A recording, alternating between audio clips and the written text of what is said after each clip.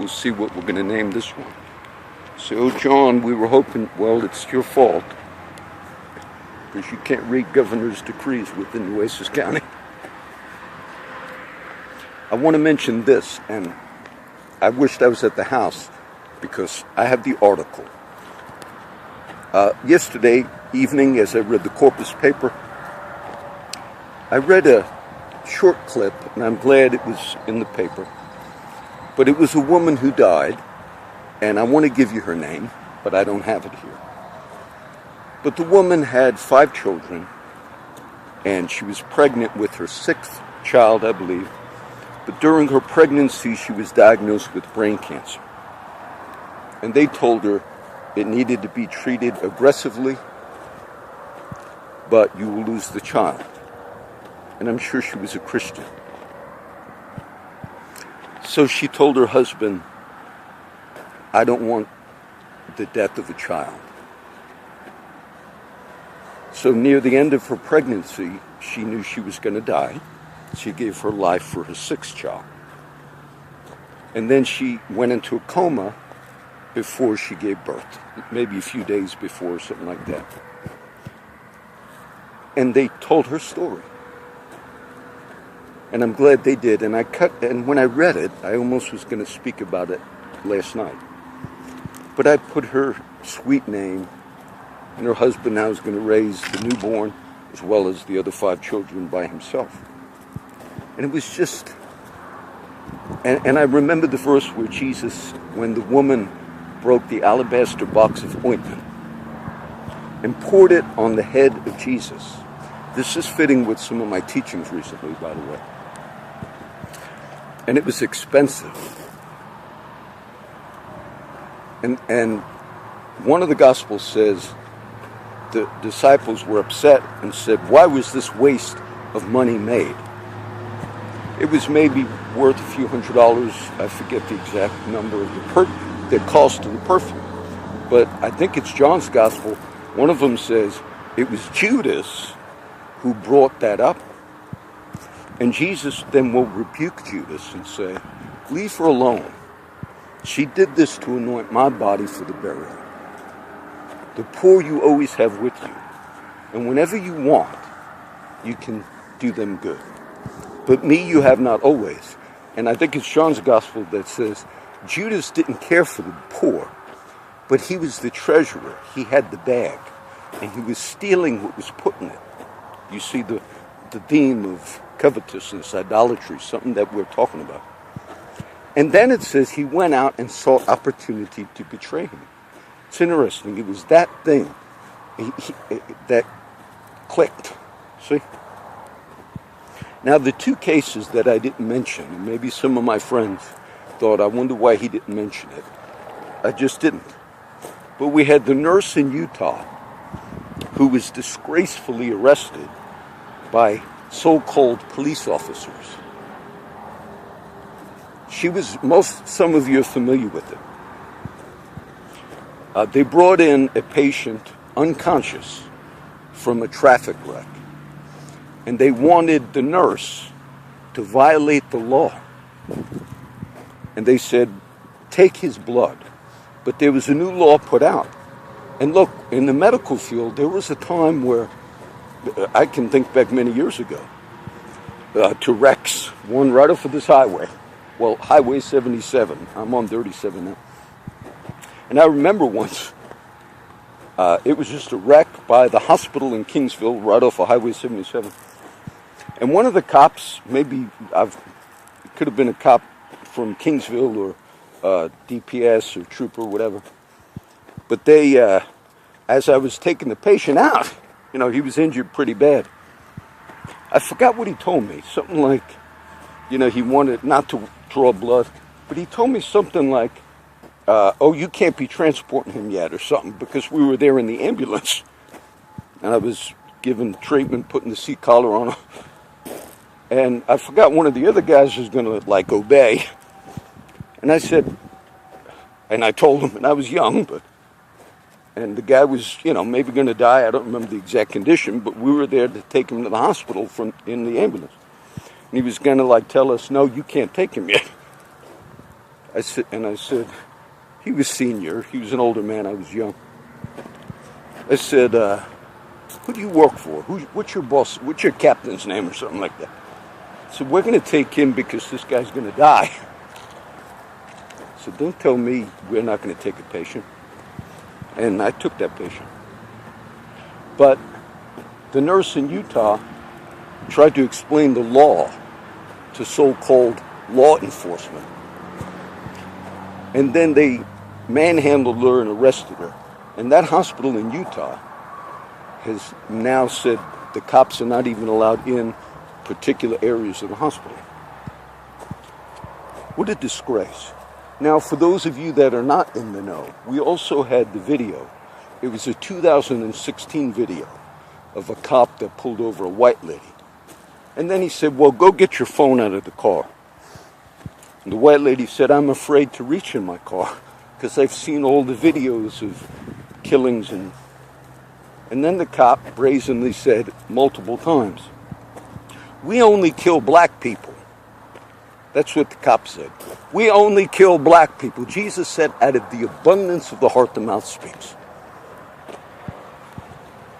Now, when that video was released, the defense was going to be that officer actually was using a tactic, because I watched this.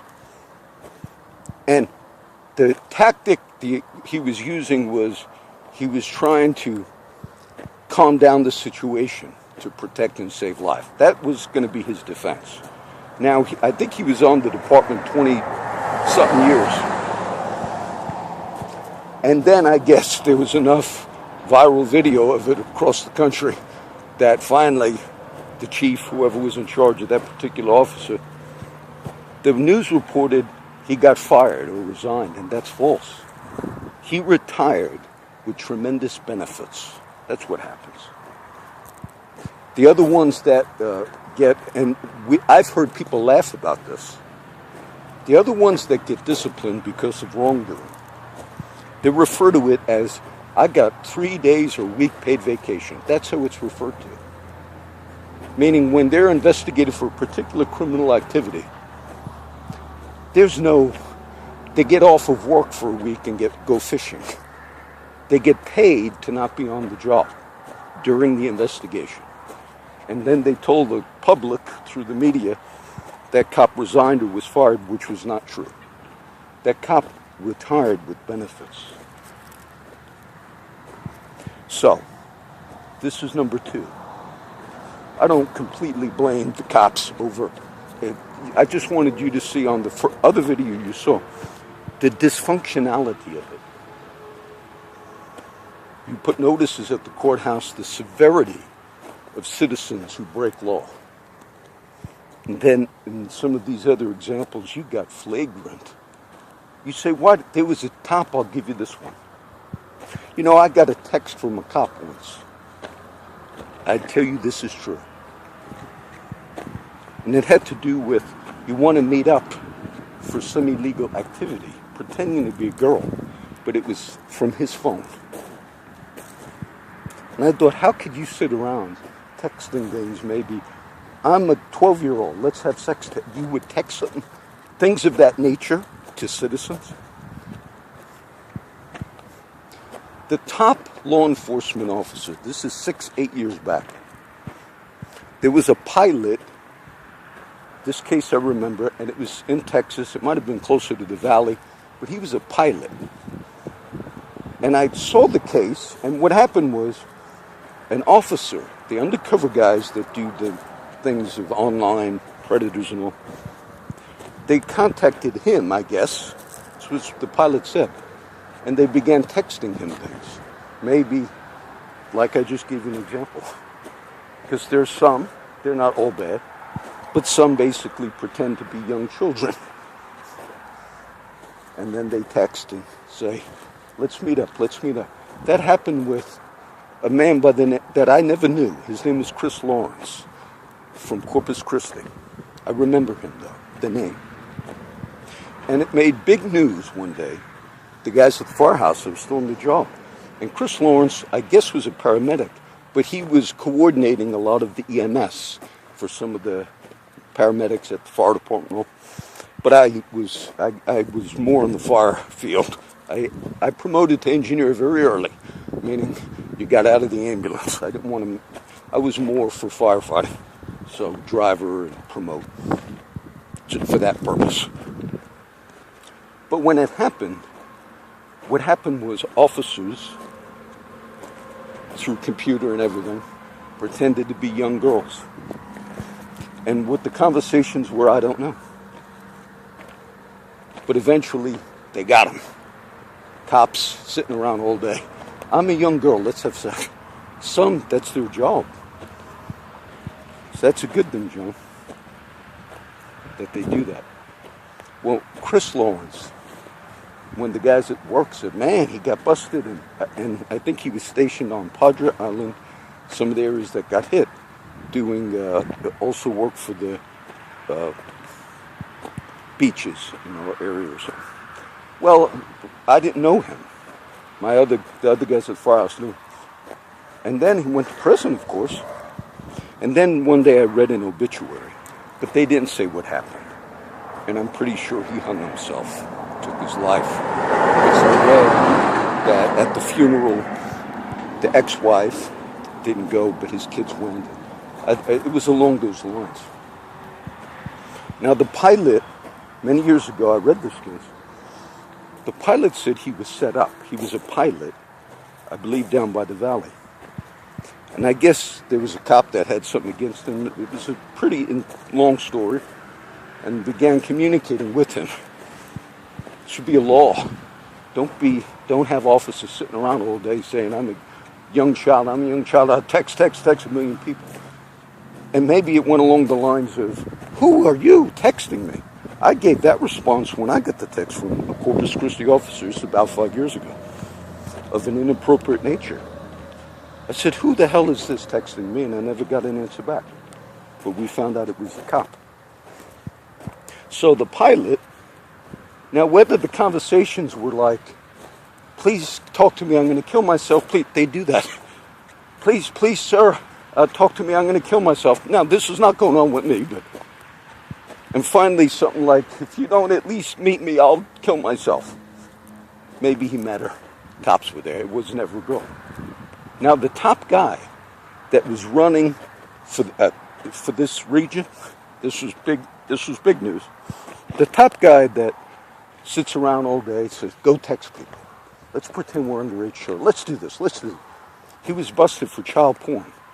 And I believe the top guy, because he sat around all day thinking of scenarios, pretending him and the people under him, pretending to be underage children, pretending to be underage children, on and on and on and on, million texts go around. And he was arrested. This was the top man. This was a few years back. Trust me, I can't link everything. But it showed that we want righteousness within society. In our community, South Texas, what I've seen when you get this far south, I know of no county up, compared to taxes of where I grew up, Hudson and New. I don't know of a county up there, or even in Florida, where you have cops and investigators pleading fifth on a regular basis, meaning they don't want, they lied about their investigations, they lied about whatever else they did, without any retribution, meaning they'll go out and do it again. It's astounding to me. So this is number 2. I told a little bit because I'll give, the next time I do a video, I'll try to give the name of that woman. She gave her life because she saw the value of her unborn child and died as that child gave birth. You see, that's noble. That's righteous, okay? Oh, and wherever this video goes, which she has done, shall be a remembrance of her.